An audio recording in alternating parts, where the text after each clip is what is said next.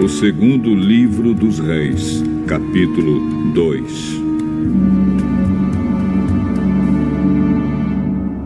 Chegou o tempo de o Senhor Deus levar Elias para o céu num redemoinho. Elias saiu de Gilgal junto com Eliseu e no caminho disse: Fique aqui, porque o Senhor me mandou ir até Betel. Juro pelo Senhor Deus e pelo Senhor que eu não o deixarei. E assim os dois foram até Betel. Um grupo de profetas que morava ali foi falar com Eliseu e lhe perguntou: Você sabe que hoje o Senhor vai levar o seu mestre para longe de você? Sim, eu sei. Mas não vamos falar nisso. Então Elias disse a Eliseu: Fique aqui, porque o Senhor me mandou ir até Jericó. Juro pelo Senhor Deus e pelo Senhor que eu não o deixarei. E assim os dois foram até Jericó. Um grupo de profetas que morava ali foi falar com Eliseu. Você sabe que hoje o Senhor vai levar o seu mestre para longe de você? Sim, eu sei. Mas não vamos falar nisso. Aí Elias disse a Eliseu: Fique aqui, porque o Senhor me mandou ir até o Rio Jordão. Juro pelo Senhor Deus e pelo Senhor que não o deixarei. Então eles saíram, e 50 profetas os seguiram até o Rio Jordão. Elias e Eliseu pararam perto do rio, e os profetas ficaram olhando de longe. Aí Elias tirou a sua capa, enrolou-a e bateu com ela na água. A água se abriu, e ele e Eliseu passaram para o outro lado, andando em terra seca. Aí Elias disse a Eliseu: Diga o que você quer que eu faça por você antes que eu seja levado embora. Quero receber como herança 2 vezes mais poder do que você tem. Esse pedido é difícil de atender. Mas você receberá o que está me pedindo se me vir quando eu estiver sendo levado para longe. Se você não me vir, não receberá. E assim foram andando e conversando. De repente, um carro de fogo puxado por cavalos de fogo os separou um do outro. E Elias foi levado para o céu num redemoinho. Eliseu viu o que aconteceu e gritou: Meu pai! Meu pai! O Senhor sempre foi como um exército para defender Israel! E nunca mais ele viu Elias. Muito triste, Eliseu rasgou a sua capa pelo meio. Depois pegou a capa de Elias, que havia caído, voltou para a beira do Rio Jordão e parou ali. Então, bateu na água com a capa de Elias e disse: Onde está o Senhor, o Deus de Elias? Aí, bateu de novo na água e ela se abriu. E ele passou para o outro lado. Os 50 profetas de Jericó viram isso e disseram: O poder de Elias está com Eliseu. Então foram encontrar-se com ele, ajoelharam-se diante dele e disseram: Nós que estamos aqui somos 50 homens fortes. Deixe que vamos procurar o seu mestre. Talvez o Espírito do Senhor Deus o tenha carregado e deixado em alguma montanha ou em algum vale. Não. Vocês não devem ir. Mas eles insistiram, até que ele mudou de ideia e deixou que fossem. Os 50 foram. E durante 3 dias procuraram Elias por toda parte, porém não o acharam. Então voltaram a Jericó, onde Eliseu estava esperando. Eliseu disse: Eu não falei para vocês não irem. Alguns homens de Jericó foram falar com Eliseu. Como o senhor sabe, essa cidade é boa, mas a água não presta e provoca abortos. Põe um pouco de sal num prato novo e tragam para mim. Eles levaram, e Eliseu foi até a fonte, jogou sal na água e disse: O que o Senhor Deus diz é isto: eu fiz esta água ficar pura, e ela não provocará mais mortes, nem abortos. E aquela água ficou pura até hoje, como Eliseu disse que ia ficar.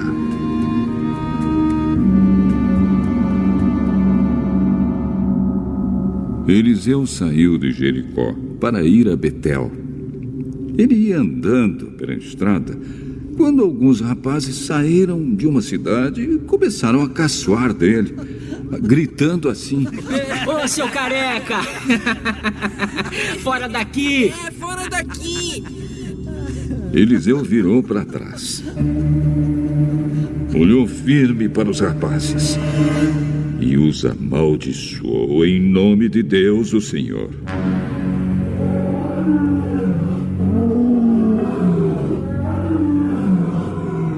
Então 2 ursas saíram do mato e despedaçaram 42 deles.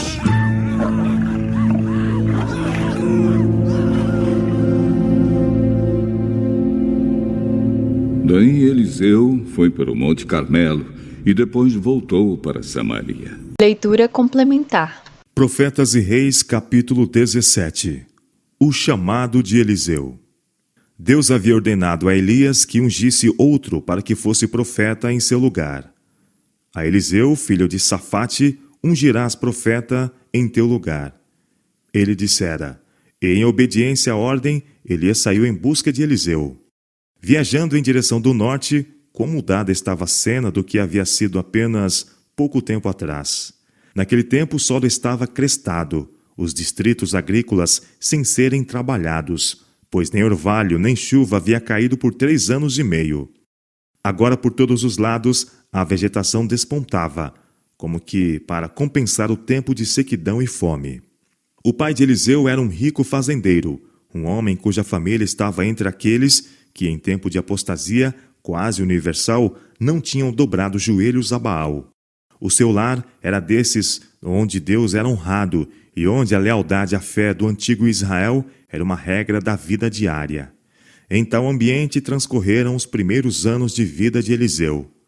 Na quietude da vida campestre, sob o ensino de Deus e da natureza e da disciplina do trabalho útil, recebeu ele a educação em hábitos de simplicidade e de obediência a seus pais e a Deus, educação que o ajudou a preparar-se para a alta posição que mais tarde deveria ocupar.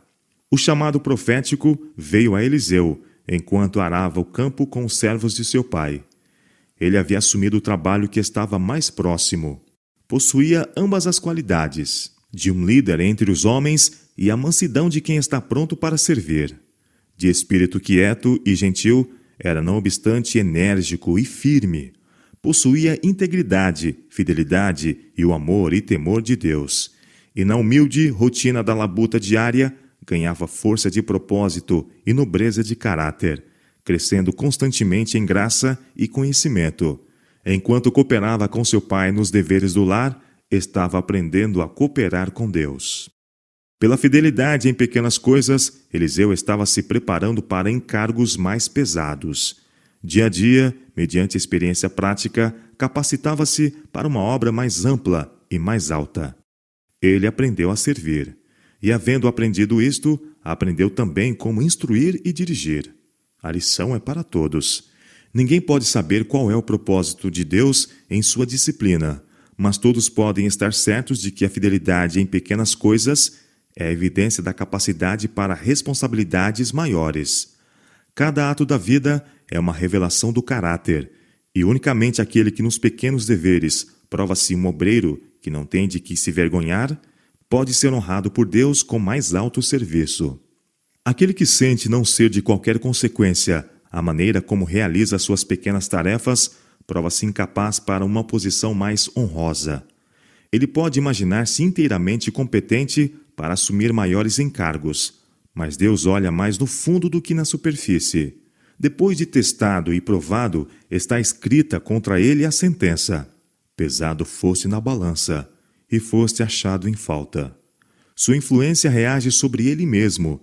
Ele deixa de obter a graça, o poder, a força de caráter que se recebe mediante entregas sem reservas. Muitos, por não estarem ligados diretamente a alguma atividade religiosa, acham que sua vida é inútil, que nada estão fazendo para o avançamento do reino de Deus. Se pudessem fazer alguma coisa grande, quão alegremente a empreenderiam. Mas, porque só podem servir em pequenas coisas, julgam-se justificados em nada fazer. Erram nisto. Um homem pode estar no serviço ativo de Deus enquanto empenhado nos deveres comuns de cada dia, enquanto derrubando árvores, abrindo clareiras ou indo após o arado. A mãe que educa seus filhos para Cristo está trabalhando para Deus tão verdadeiramente como o ministro no púlpito. Muitos anseiam por um talento especial com que fazer uma obra maravilhosa, enquanto deveres que estão à mão e cuja realização tornariam a vida fragrante são perdidos de vista. Tomem tais pessoas as atividades que estão diretamente em seu caminho. O sucesso não depende tanto de talento quanto de energia e voluntariedade.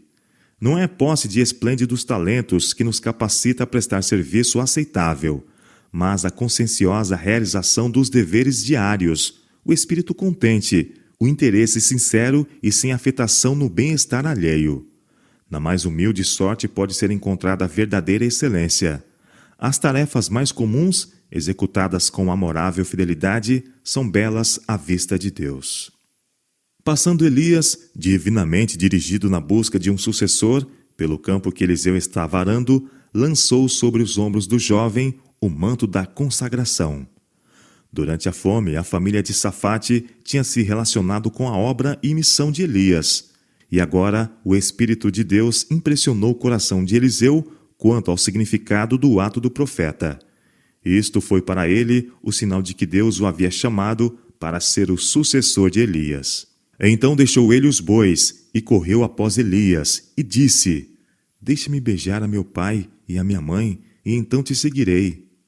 Vai e volta, foi a resposta de Elias, porque que te tenho eu feito? Isto não era uma repulsa, mas um teste de fé. Eliseu devia considerar o preço, decidir por si mesmo a aceitar ou rejeitar o chamado. Se seus desejos se apegassem ao lar e suas vantagens, ele estava livre para permanecer ali. Mas Eliseu compreendeu o significado do chamado, sabia que viera de Deus e não hesitou em obedecer. Não seria por qualquer vantagem terrena que ele iria renunciar à oportunidade de se tornar mensageiro de Deus, ou sacrificar o privilégio da associação com o seu servo. Ele tomou uma junta de bois e os matou, e com os aparelhos dos bois cozeu as carnes, e as deu ao povo e comeram. Então se levantou e seguiu a Elias, e o servia. 1 Reis capítulo 19, verso 21. Sem hesitação deixou um lar onde era amado, para assistir ao profeta em sua vida incerta. Tivesse Eliseu perguntado a Elias o que se esperava dele, qual seria a sua obra, ele teria sido respondido: Deus o sabe. ele o fará conhecido de ti. Se esperares no Senhor, ele responderá todas as tuas inquirições. Podes vir comigo, se tens a evidência de que Deus te chamou. Sabe por ti mesmo que Deus me está sustentando e que é sua voz que ouves. Se podes considerar todas as coisas como escória, para que possas ganhar o favor de Deus, vem. Semelhante ao chamado que veio a Elias, foi a resposta dada por Cristo ao jovem doutor que lhe fez a pergunta: que bem farei para conseguir a vida eterna? Se queres ser perfeito, disse Jesus, vai, vende tudo o que tens e dá aos pobres, e terás um tesouro no céu, e vem e segue-me. São Mateus capítulo 19, versos 16 e 21. Eliseu aceitou o chamado para o serviço, não lançando um olhar sequer para trás aos prazeres e confortos que estava deixando. O jovem doutor, quando ouviu as palavras do Salvador, retirou-se triste, porque possuía muitas propriedades. São Mateus capítulo 19, verso 22. Ele não estava disposto a fazer o sacrifício. Seu amor por suas posses era maior que seu amor por Deus. Recusando-se a renunciar tudo por Cristo, ele se provou indigno de um lugar no serviço do Mestre. O chamado para depor tudo no altar do serviço vem a cada um. Não nos é pedido que servamos como Eliseu serviu, nem que vendamos tudo o que possuímos, mas Deus nos pede que demos ao seu serviço o primeiro lugar em nossa vida, e não permitamos se passe um só dia sem que façamos alguma coisa para impulsionar sua obra na terra. Ele não espera de todos a mesma espécie de serviço. Um pode ser chamado a ministrar em terras estrangeiras, outro pode ser chamado a dar de seus meios para o sustento do Evangelho. Deus aceita a oferta de cada um. É a consagração da vida e de todos os seus interesses que é necessário. Os que fazem esta consagração ouvirão e obedecerão ao chamado do céu. A todos que se tornam participantes de sua graça, o Senhor aponta uma obra a ser feita em favor de outros. Individualmente, devemos permanecer em nosso lugar dizendo: eis-me aqui, envia-me a mim. Quer seja um bom ministro da palavra ou médico, quer seja mercador ou fazendeiro, profissional ou mecânico, a responsabilidade repousa sobre ele. Sua obra deve revelar a outros o evangelho de sua salvação. Toda atividade em que se empenhe deve ser um meio para este fim. Não foi grande a obra de início requerida de Eliseu.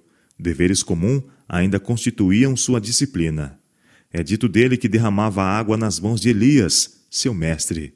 Ele estava disposto a fazer o que fosse que o Senhor ordenasse, e a cada passo aprendia lições de humildade e serviço. Como assistente pessoal do profeta, ele continuou a provar-se fiel nas pequenas coisas, enquanto com diário fortalecimento de propósito, devotava-se à missão apontada por Deus. A vida de Eliseu depois de unir-se a Elias não foi isenta de tentações. Provas, ele as teve em abundância, mas em toda emergência confiou em Deus. Foi tentado a pensar no lar que havia deixado, mas não deu guarida a essa tentação. Havendo lançado mão do arado, resolveu não voltar atrás, e através de provações e lutas, provou-se fiel a seu encargo. O ministério compreende muito mais que pregar a palavra.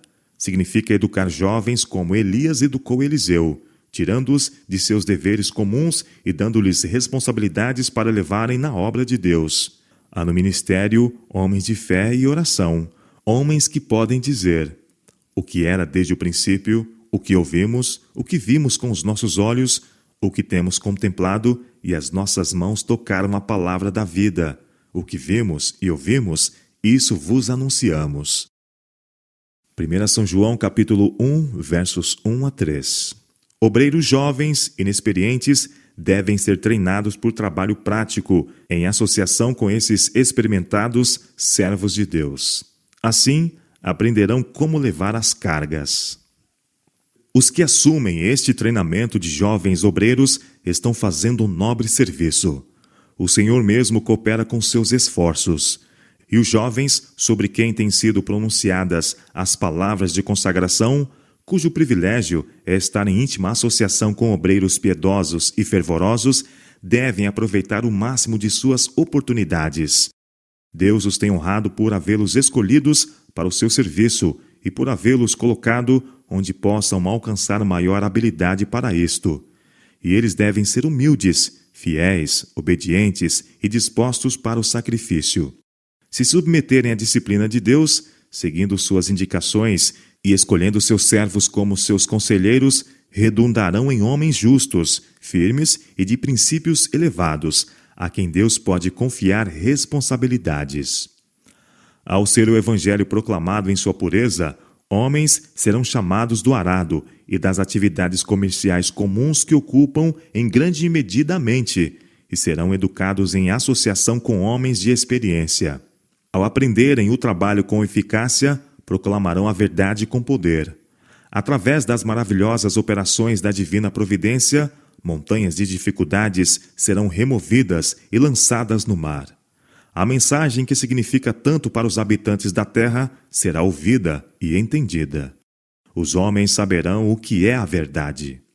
Para frente, sempre para frente, a obra avançará, até que toda a terra tenha sido advertida. E então virá o fim. Por vários anos, após o chamado de Eliseu, este e Elias trabalharam juntos, o mais jovem adquirindo diariamente maior preparo para sua obra. Elias havia sido um instrumento para a derrota de gigantescos males. A idolatria, que sustentada por Acabe e a pagã Jezabel tinha seduzido a nação, havia sido decididamente contida. Os profetas de Baal haviam sido mortos. Todo o povo de Israel tinha sido profundamente despertado, e muitos estavam retornando à adoração a Deus. Como sucessor de Elias, Eliseu, mediante instrução cuidadosa e paciente, devia procurar guiar Israel em caminho seguro. Sua associação com Elias, o maior profeta desde Moisés, preparou-o para a obra que logo deveria assumir sozinho. Durante esses anos de ministério unido, Elias era de tempos em tempos chamado a opor-se a flagrantes males com severa repreensão. Quando o ímpio Acabe apoderou-se da vinha de Nabote, foi a voz de Elias que profetizou sua condenação e a condenação de toda a sua casa. E quando Acasias, após a morte de seu pai Acabe, voltou-se do Deus vivo para Baal-Zebube, o deus de Ecrom, foi a voz de Elias que uma vez mais se fez ouvir em veemente protesto. As escolas dos profetas, estabelecidas por Samuel, tinham entrado em decadência durante os anos da apostasia de Israel. Elias restabeleceu estas escolas, tomando providências para que os jovens adquirissem uma educação que os levasse a engrandecer a lei e fazê-la gloriosa. 3 dessas escolas, uma em Gilgal, outra em Betel e a terceira em Jericó, são mencionadas no registro. Pouco antes de Elias ter levado para o céu, ele e Eliseu visitaram esses centros de educação. As lições que o profeta de Deus lhes havia propiciado em visitas anteriores, ele as repetiu agora. Especialmente instruiu-os com respeito ao alto privilégio de lealmente manterem obediência ao Deus do céu.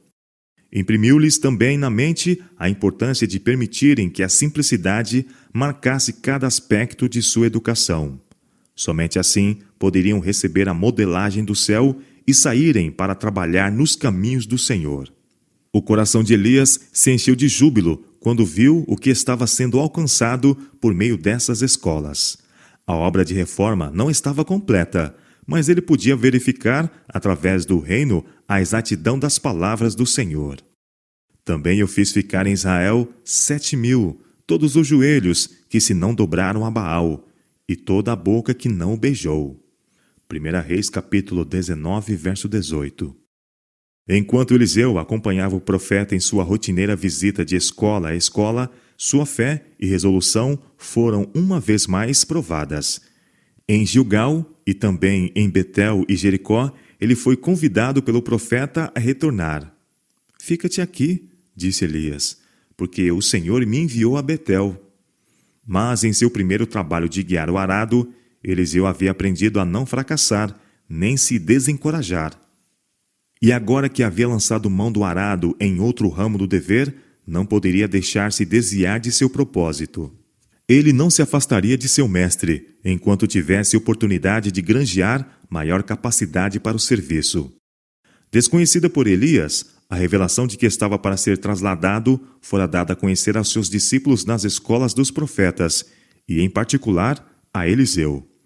E agora o provado servo do homem de Deus conservava-se bem junto a ele. Tantas vezes quantas lhe fora feito o convite para retornar, sua resposta foi: Vive o Senhor, e vive a tua alma, que te não deixarei. E assim foram juntos, e eles pararam junto ao Jordão. Então Elias tomou a sua capa, e a dobrou, e feriu as águas, as quais se dividiram para suas bandas, e passaram ambos em seco. Sucedeu, pois, que, havendo eles passado, Elias disse a Eliseu: Pede-me o que queres que te faça, antes que seja tomado de ti. Eliseu não pediu honras seculares, ou um lugar elevado entre os grandes homens da terra. O que ele ambicionava era uma grande medida do Espírito que Deus havia derramado tão abundantemente sobre aquele que estava para ser honrado com a trasladação. Ele sabia que nada, a não ser o Espírito que havia repousado sobre Elias, podia capacitá-lo a preencher em Israel o lugar para o qual Deus o havia chamado. Peço-te que haja porção dobrada do seu Espírito sobre mim. Em resposta a esse pedido, Elias disse: Coisa dura pediste. Se me vires quando for tomado de ti, assim se fará. Porém, se não, não se fará. E sucedeu que, indo eles andando e falando, eis que um carro de fogo, com cavalos de fogo, os separou um do outro, e Elias subiu ao céu, num redemoinho. Elias foi um tipo dos santos que estarão vivos na terra, por ocasião do segundo advento de Cristo, e que serão transformados, num momento, num abrir e fechar de olhos, ante a última trombeta, sem provar a morte. Foi como representante dos santos, a serem assim trasladados, que ao aproximar-se o fim do ministério terrestre de Cristo, foi permitido a Elias estar com Moisés ao lado do Salvador no Monte da Transfiguração. Nesses entes glorificados, os discípulos viram, em miniatura, a representação do reino dos redimidos. Eles contemplaram a Jesus revestido com a luz do céu, ouviram uma voz que saiu das nuvens, reconhecendo-o como Filho de Deus. Viram Moisés representando os que serão ressuscitados da morte por ocasião do segundo advento. E ali estava também Elias, representando os que, no fim da história terrestre, serão mudados do estado mortal para o imortal e serão trasladados ao céu sem ver a morte. No deserto, em solidão e desencorajamento, Elias dissera que já havia vivido bastante e orara pedindo a morte. Mas o Senhor, em sua misericórdia, não tomara pela palavra. Grande obra havia ainda para ser feita por Elias, e quando sua obra tivesse terminado, não devia ele ser deixado a perecer em desencorajamento e solidão. Não lhe estava reservado descer à tumba, mas ascender com os anjos de Deus à presença de sua glória. O que vendo Eliseu clamou: Meu pai, carros de Israel e seus cavaleiros! E nunca mais o viu. E travando dos seus vestidos, os rasgou em duas partes. Também levantou a capa de Elias, que lhe caíra, e feriu as águas, e disse: Onde está o Senhor, Deus de Elias? Então feriu as águas, e se dividiram elas para uma e outra banda, e Eliseu passou. Vendo, pois, os filhos dos profetas que estavam de fronte em Jericó, disseram: O espírito de Elias repousa sobre Eliseu. E vieram-lhe ao encontro e se prostraram diante dele em terra. 2 Reis, capítulo 2, versos 12 a 15. Quando o Senhor, em sua providência, considera oportuno remover de sua obra aqueles a quem tem dado sabedoria, ele ajuda e fortalece seus sucessores, se voltarem para ele em busca de auxílio e andarem seus caminhos.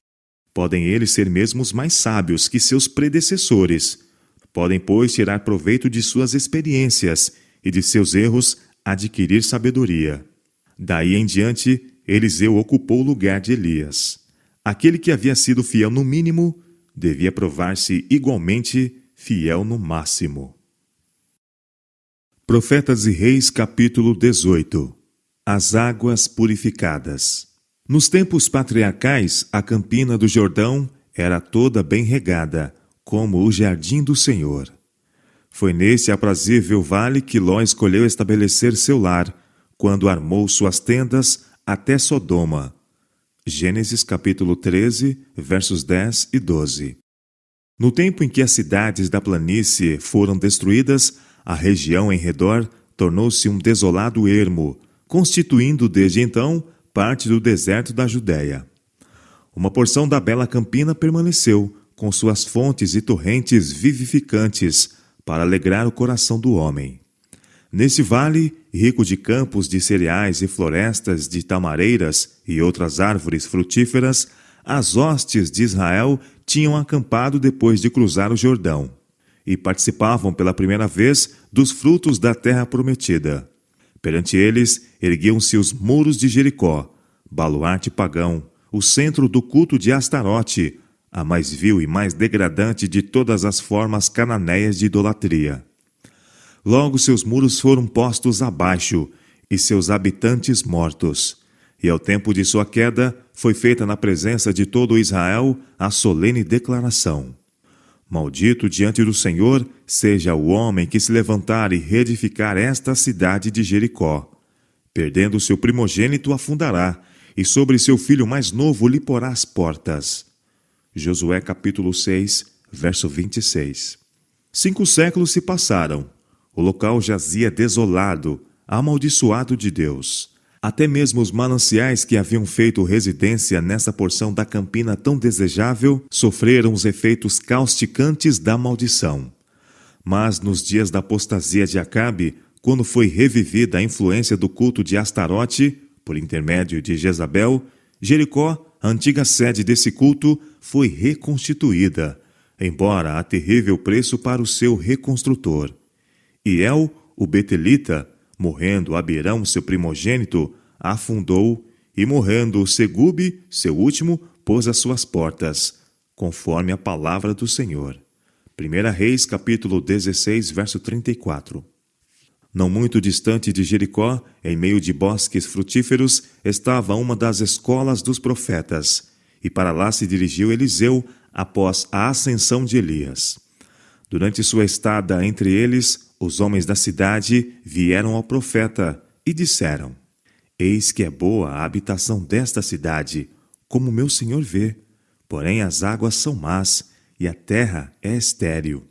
A fonte que nos anos anteriores tinha sido pura e vivificante e havia contribuído grandemente para suprir a cidade e os seus arredores com água, era agora imprópria para uso.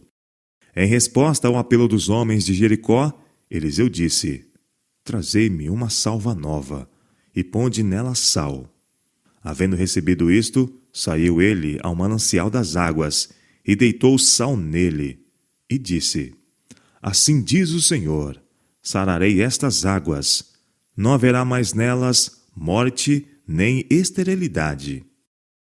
2 Reis capítulo 2, versos 19 a 21. A purificação das águas de Jericó foi realizada, não por qualquer sabedoria da parte do homem, mas pela miraculosa interposição de Deus.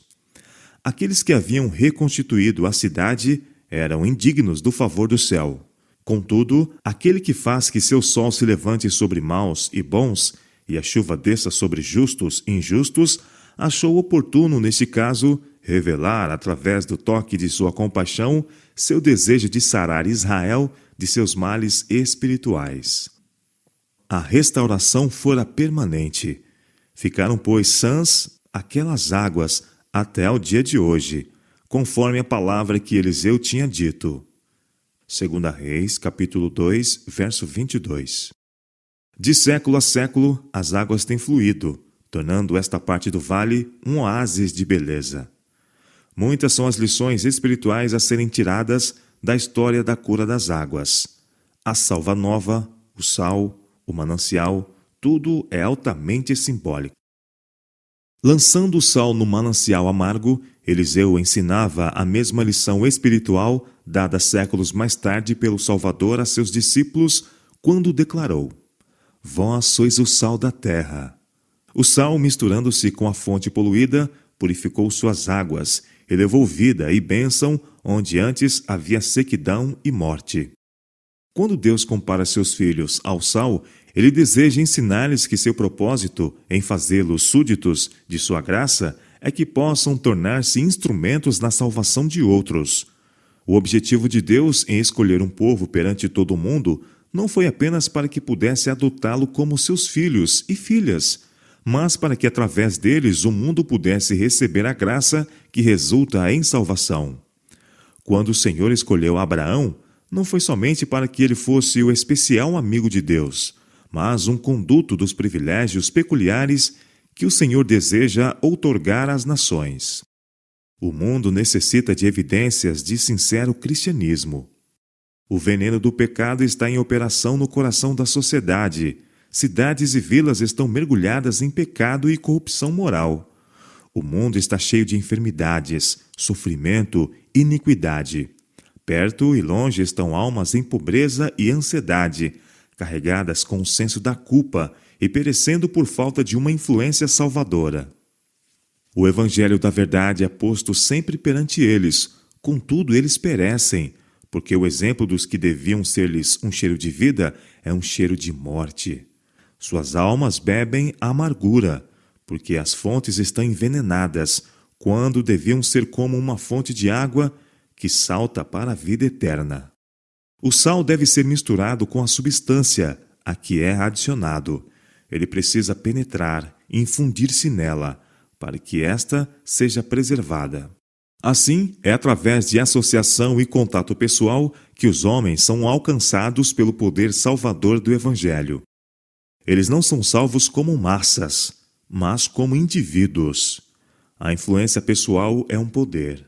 Ela deve operar com a influência de Cristo, para exaltar onde Cristo exalta, comunicar princípios corretos e deter o progresso da corrupção do mundo. Deve difundir aquela graça que somente Cristo pode repartir. Deve elevar, dulcificar a vida e caráter de outros pelo poder de um exemplo puro, unido a fervente fé e amor.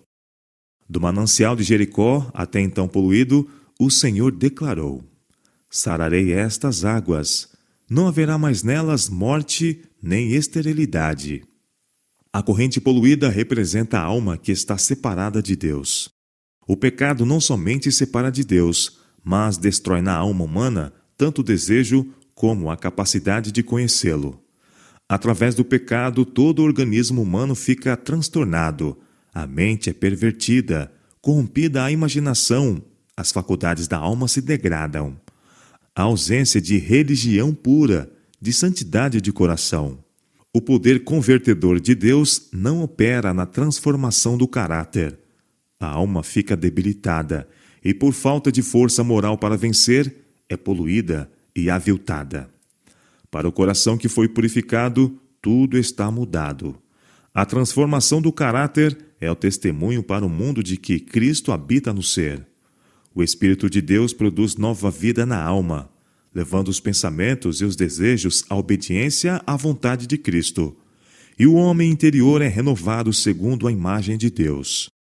Homens e mulheres, fracos e falíveis, mostram ao mundo que o poder remidor da graça faz com que o caráter falho se desenvolva em simetria e abundante fruto. O coração que recebe a palavra de Deus não é como um poço que se evapora, nem como uma cisterna rota que não retém suas águas. É como a torrente da montanha, alimentada por fontes permanentes, cujas águas frígidas e borbulhantes saltam de rocha em rocha, refrigerando o cansado, o sedento, o carregado de cargas. É como um rio a fluir constantemente e que se torna mais profundo e mais amplo à medida que avança, até que suas vivificantes águas se espalhem sobre toda a terra. A corrente que rola murmurejando em seu curso deixa após si a dádiva da vegetação e frutos. A grama na encosta é mais fresca, as árvores mais ricas em verdura, as flores são mais abundantes. Quando a terra fica desnuda e escura sob o escorchante calor do verão, uma linha de verdura assinala o curso do rio. Assim é com o verdadeiro Filho de Deus. A religião de Cristo revela-se como um princípio difusivo e vitalizante. uma energia espiritual operante e viva. Quando o coração é aberto à influência celestial da verdade e do amor, esses princípios fluirão de novo, como torrentes no deserto, fazendo que apareçam frutos onde agora há esterilidade e penúria. À medida que os que foram purificados e santificados através do conhecimento da verdade bíblica se empenham de coração na obra de salvação das almas, tornar-se-ão sem dúvida um cheiro de vida para a vida. E ao beberem diariamente das inesgotáveis fontes da graça e conhecimento, verificarão que seus próprios corações estão a transbordar com o espírito de seu mestre e que através de seu altruístico ministério muitos são beneficiados física, mental e espiritualmente. Os cansados são refrigerados, é restaurada a saúde ao enfermo e ao carregado de pecados é libertado. Em longínquos países, ouvem-se ações de graças dos lábios daqueles cujo coração foi convertido do serviço do pecado para a justiça. Dai e ser-vos-á dado, pois a palavra de Deus é a fonte dos jardins, poço das águas vivas, que correm do Líbano. Cantares, capítulo 4, verso 15.